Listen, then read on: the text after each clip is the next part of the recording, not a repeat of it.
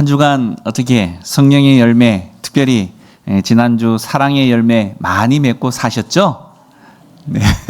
자신이 없으신 것 같네. 네. 바라기는 우리 하나님 말씀이 우리 여러분에게 귀가 아니라 바로 행동을 이끌어내었으면 좋겠습니다. 이로 인해서 우리의 삶이 좀 풍성해지기를 간절히 축원드립니다. 자, 바울은 우리 성령의 열매 9가지, 우리 여러분 잘 아시죠? 우리 한번 해볼까요? 사랑, 희락, 화평, 오래 참음, 자비, 양선, 충성, 온유, 절제. 네, 이렇게 총 9가지의 예를 들었습니다. 특별히 성령을 따르는 삶은 이 성령의 열매로 나타나게 되어지지만 육체를 따르는 삶은 육체의 일로 드러나게 되어져 있습니다. 육체를 따라 살아가는 삶을 성경은 일이라고 표현을 하고 있는데요. 그것은 삶의 주체가 바로 육체를 소유하고 있는 인간 자신에게 있음을 보여주고 있기 때문입니다. 이것은 인간의 타락한 육체 속에 담겨 있는 우리의 잘못된 욕심이 그대로 드러난다라는 것을 말하고 있는 거죠. 그에 비해서 성령을 따르는 삶은 우리 자신이 아니라 바로 우리 안에 내주하시는 성령께서 주도하시는 삶입니다. 인간은 누구라도 자기 스스로가 이렇듯 열매를 맺을 수가 없는 거죠. 그것은 만물을 창조하신 하나님께서 모든 자연의 질서 안에서 생명의 원리를 따라 주시는 은혜의 결과입니다. 성령의 열매는 우리 안에 내주하시는 성령의 아주 역동적인 그러한 활동을 통해서 하나님께서 우리에게 공급해 주시는 참 생명의 아름다운 성품들이라는 거죠. 자, 성령의 9가지 열매 중에 지난 시간에 살펴본 이 사랑은 첫 번째로 제시된 것인데요. 그것이 다른 8개의 열매들을 떠받쳐주는 아주 중심 요소라는 겁니다. 자, 오늘 살펴보게 되어질 희락은요, 바로 사랑의 열매에 이어서 이 2번째로 소개가 되어지고 있습니다. 사랑을 다른 모든 열매의 근간이 되는 중심성의 열매라고 한다면 오늘 다루는 이 희락은 바로 우선성의 열매라고 말할 수 있을 것입니다. 하나님의 사랑으로 구원받은 우리에게 주어지는 은혜가 바로 넘치는 기쁨이요 곧 희락인 것이죠. 오늘 이 희락으로 번역된 헬라어라는 것은 바로 카라라는 발음으로 되어집니다. 카라. 자, 이 카라는 은혜를 의미하는 카리스와 같은 어원을 가지고 있어요. 기쁨은 이렇듯 성령이 충만할 때 동반되어져서 나타나는 우선적인 증거라는 것입니다. 창세기 1장과 2장을 보면 하나님은 아담이 살아갈 에덴 동산을 만들어 주십니다. 히브리어, 구약 성경의 언어가 히브리어로 써져 있는데요. 히브리어 이 아담이 한글이 아닙니다. 히브리어 아담의 의미는 바로 인간이라는 뜻이고 에덴 동산에서의 이 에덴 또한 히브리어인데 에덴의 의미는 기쁨이라는 뜻입니다.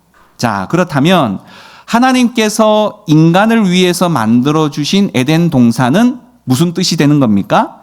기쁨의 동산이라는 겁니다. 기쁨의 동산. 그런데 이 에덴 동산의 동산이라는 단어는 단순히 산이라기보다는 가득 차다, 채워지다라는 의미로 번역이 되어지기도 합니다. 다시 말해 에덴 동산은 기쁨이 가득 찬, 기쁨으로 가득 채워진 그런 동산이다라는 의미를 담고 있다라는 거죠. 결국 하나님께서 인간을 위해서 만들어주신 에덴 동산, 기쁨의 동산은 바로 기쁨으로 가득 차고 기쁨으로 채워진 곳입니다. 자, 그렇다면 왜 그럴까요? 창세기 2장에서 묘사하는 이 에덴 동산의 여러 가지 환경들, 강이 4개나 흐르고 있고 또 수많은 갖가지의 보석과 먹을 것이 풍성한데 과연 그것 때문에 에덴 동산일까요? 자, 우리 성경을 한 구절 찾아보겠습니다. 창세기 3장 8절. 자, 창세기는 성경의 맨 앞쪽에 있습니다. 창세기 3장 8절 한 절을 찾아봅니다.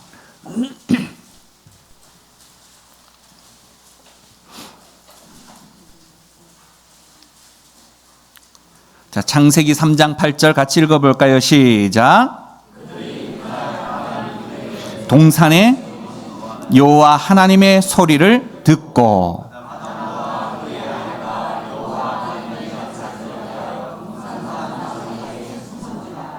자, 여러분 힌트를 드렸는데 에덴 동산이 왜 기쁨의 동산이 되었는지에 대한 이유 발견하셨습니까?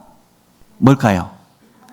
하나님께서 거니셨기 때문이다라는 의미입니다. 자, 이 거니시다라는 표현이 신약으로 넘어가면요.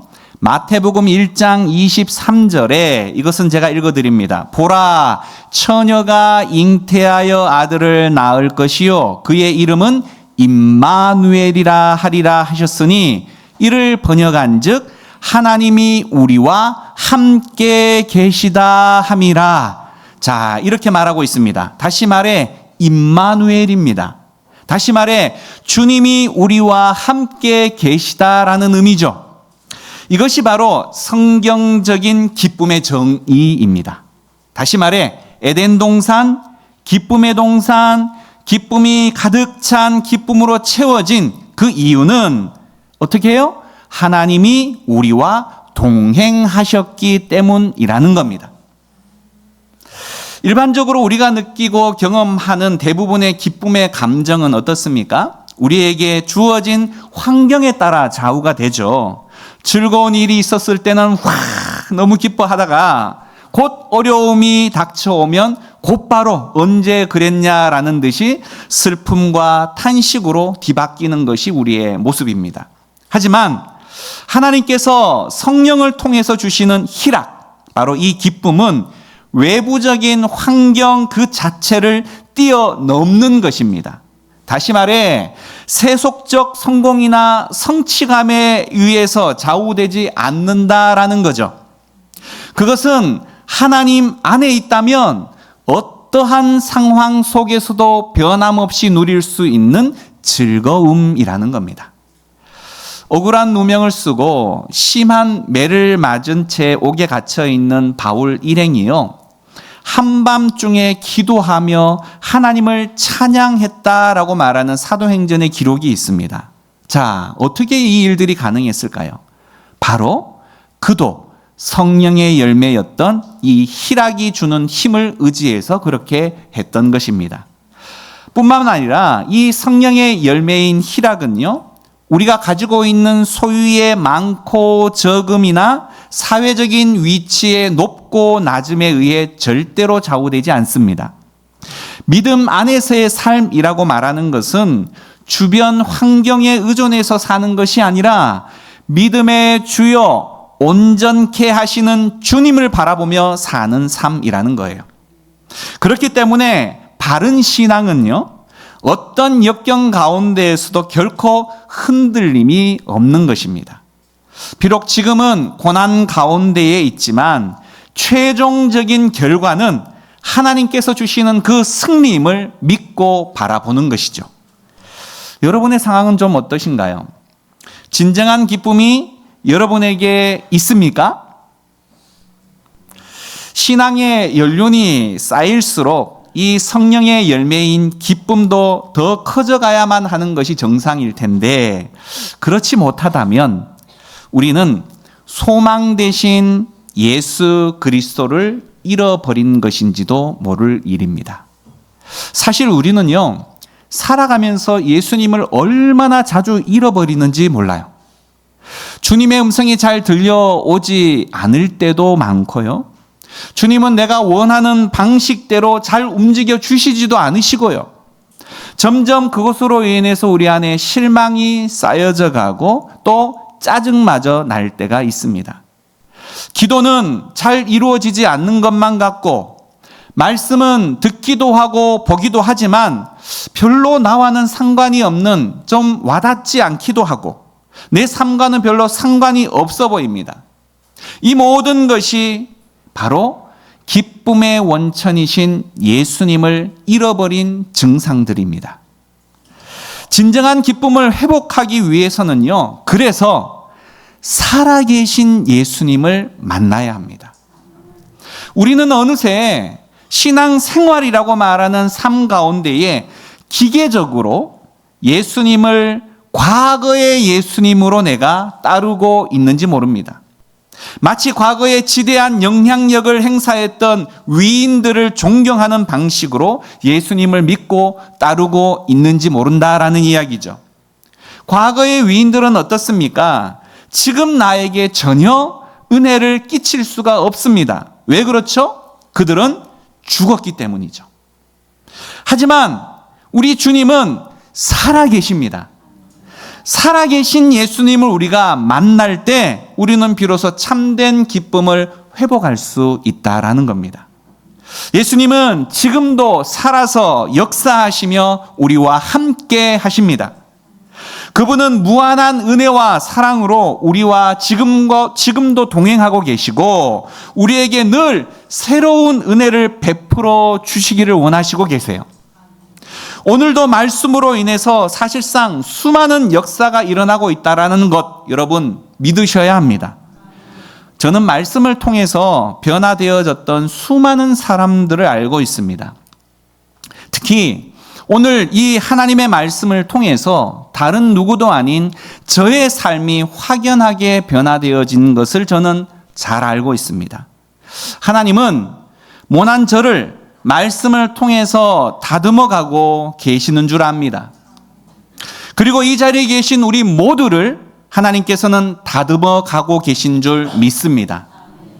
우리가 이를 체험하고 깨닫기 시작되어질 때 우리 가운데에 진정한 기쁨이 회복되어질 것입니다. 그런데요, 그리스도인들에게 조금 어려운 숙제처럼 여겨지는 일들이 있습니다. 그게 뭐냐?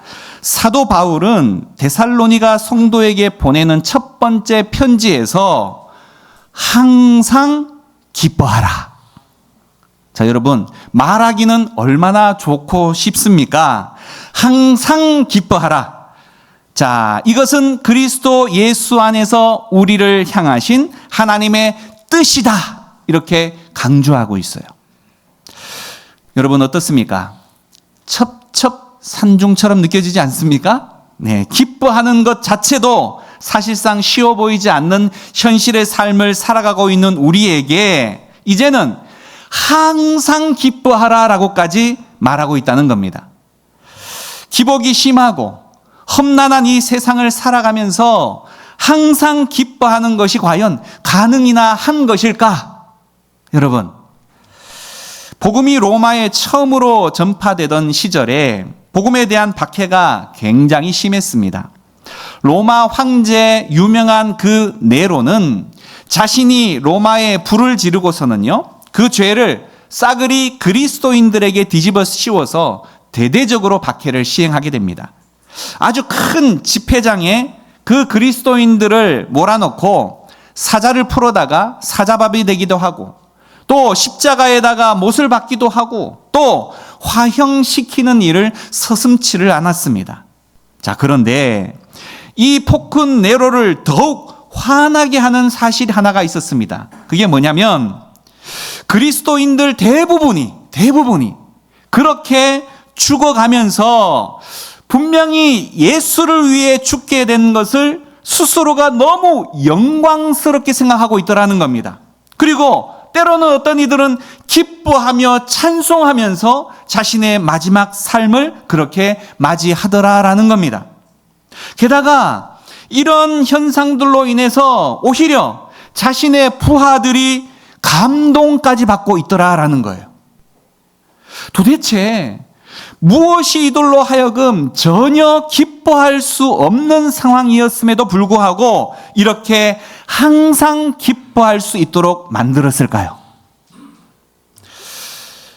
구약성경 하박국 3장 17절과 8절에는 우리가 너무 잘 아는 찬양의 가사가 등장합니다. 비록 무화과 나무가 무성하지 못하며 포도나무에 열매가 없으며 감람나무에 소출이 없으며 밭에 먹을 것이 없으며 우리의 양이 없으며 외양간에 소가 없을지라도 나는 여호와로 말미암아 즐거워하며 나의 구원의 하나님으로 말미암아 기뻐하리로다. 아멘. 하박국 선지자의 고백이 무엇일까요? 도대체가 아무것도 없어도 여호와로 말미암아 하나님만 계시면 기뻐할 수 있다라는 겁니다. 시편 116편 6절에도요. 여호와께서 순진한 자를 지키시나니라는 말씀이 나오는데요. 여기서 순진한 자라고 말하는 것은 원문에 보면 바보라는 뜻을 가지고 있습니다. 바보. 바보는 어떤 사람일까요? 여러 정의가 있을 수 있겠지만 하나밖에 모르는 사람이라고 말할 수 있을 것입니다. 다시 말해 여러분 흔히 쓰고 있는 딸바보. 무슨 말입니까? 딸밖에 모르는 아버지라는 거죠. 자, 그렇다면 이것을 그대로 연결해서 하나님 바보라면 어떤 뜻이 되는 거예요? 하나님 밖에 모르는 사람입니다. 바로 그 사람이 순진한 자입니다. 하나님은요, 그 순진한 자를 지키신다라고 말씀하고 계시는 거예요. 희락을 의미하는 헬라어, 제가 말씀을 드렸죠. 카라. 우리 그 가수 그룹 중에서도 카라가 있는 것 같은데, 네. 은혜를 표현하는 헬라어 자체는 카리스라는 뜻입니다. 단어가 좀 비슷하지 않습니까? 동일한 어근을 가지고 있는 단어예요. 다시 말해, 기쁨의 열매는요, 은혜를 필요로 한다라는 겁니다. 은혜. 하나님만, 그분의 은혜만을 바라보게 되어질 때 우리의 삶의 기쁨은 자연스럽게 따라오게 되더라라는 겁니다. 또한 히브리서 12장 2절 말씀에는요. 믿음의 주요 또 온전하게 하신 이인 예수를 바라보자라고 했습니다. 신약 성경의 언어는 이 헬라어로 기록되어진 것인데 헬라어에서 이 인간은 어려운 단어를 써서 죄송합니다. 안드로포스라고 헬라어로 이렇게 불리어지는데 그 의미가 아주 독특합니다. 의미는 어떤 의미냐? 인간은 위를 바라보는 존재다라는 의미입니다. 이 안드로포스라고 말하는 헬라어의 뜻이 위를 바라보는 존재, 인간은 그래야 한다라는 겁니다. 결국 우리는 하나님만 바라보는 순진한 자가 되어져서 그분의 은혜만을 향해서 믿음의 뿌리를 깊이 내릴 때 기쁨의 열매를 맺는 삶을 누리게 되어질 수 있다라는 의미죠. 천지를 창조하신 하나님께 세상 만물이 모두가 하나님의 소유이지만 특별히 이스라엘은 그 소유 가운데에서도 어느 것과도 비교할 수 없는 특별한 보물 같다라고 성경 출애굽기 19장 5절 이하에 설명되어지고 있습니다. 소중한 보물은요, 어떤 경우라도 잘 빼앗기지 않는 것입니다. 그래서 이스라엘은요, 하나님의 절대적인 보호를 받게 되는 거죠. 그런 점에서 하나님은요, 이스라엘을 자신의 눈동자와 같이 지키신다. 이렇게 약속을 해 주셨습니다. 이스라엘이 하나님의 언약 백성이 되어진 것은 사실상 그들에게 그럴 만한 자격이 있어서 그랬을까요? 전혀 그렇지 않습니다. 그것은 전적으로 하나님께서 베풀어 주신 은혜에 근거하는 것입니다. 우리도 마찬가지입니다. 우리가 예수 믿고 구원함을 받은 것은 우리에게 특별한 어떤 자격이 있어서가 아니라 전적인 하나님의 은혜의 선물이라는 거죠.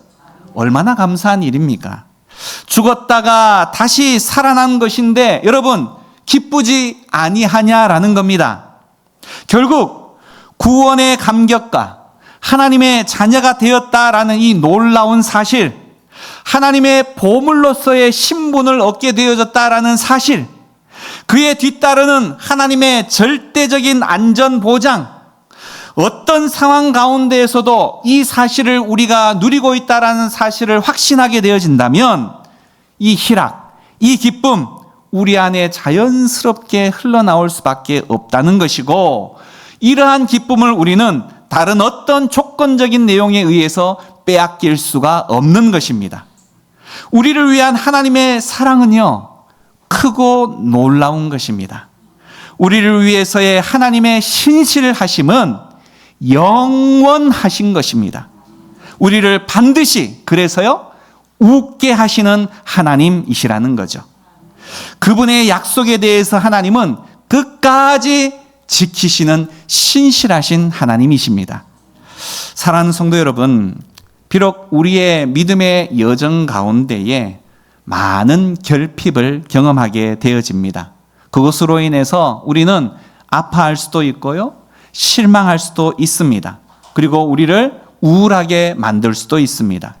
자, 그러나 우리의 눈을 바로 그 사라지고 아파하는 조건에 두는 것이 아니라 소망의 하나님, 우리와 함께 하시는 하나님, 나를 위한 놀라운 계획을 가지고 지금도 일하시는 하나님께 우리의 시선을 둔다면 우리는 그럼에도 불구하고 기뻐할 수 있는 겁니다. 지금의 어려움과 힘겨움 앞에 포기하지 마시고 하나님께 소망을 두어서 끝까지 인내할 때 하나님은 반드시 우리를 웃게 하실 것입니다.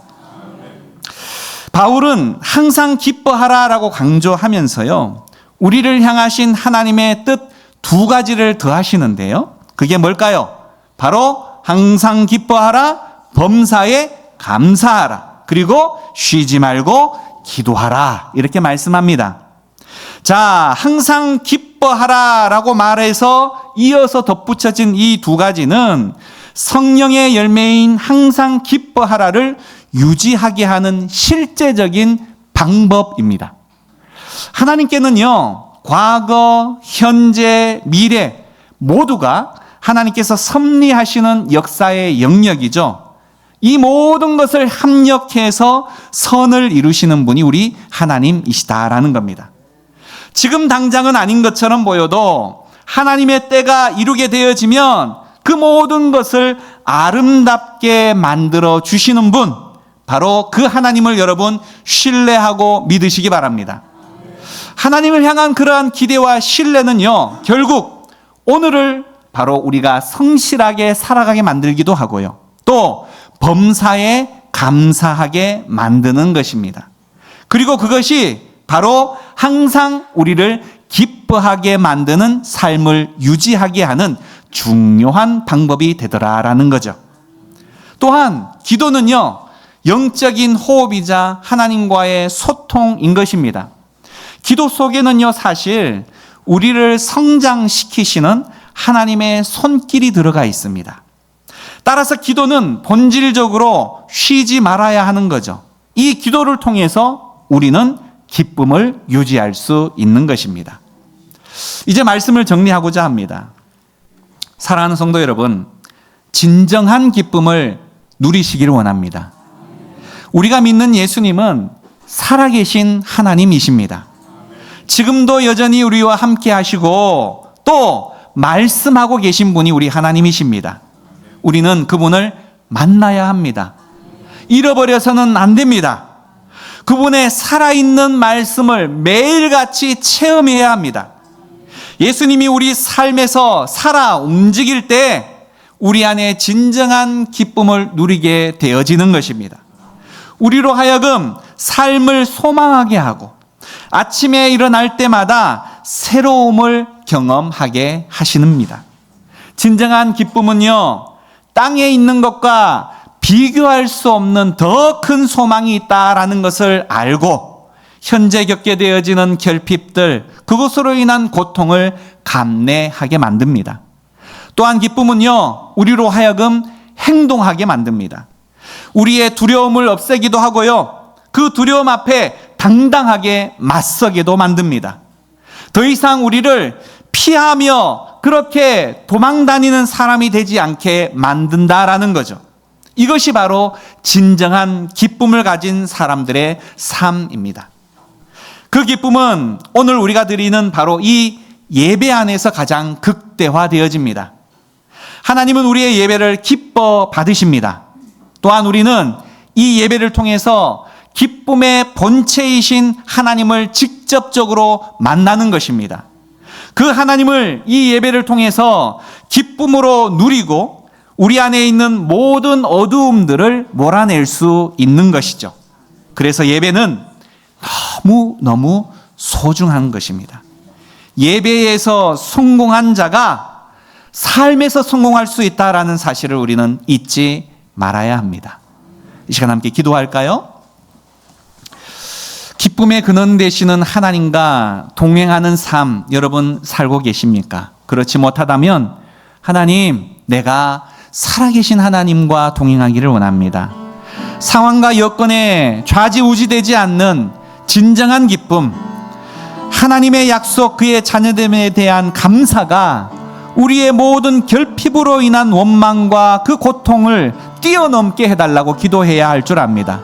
그 기쁨이 가져다주는 풍성함을 날마다 누리게 해달라고 기도해야 합니다. 함께 기도하겠습니다. 하나님.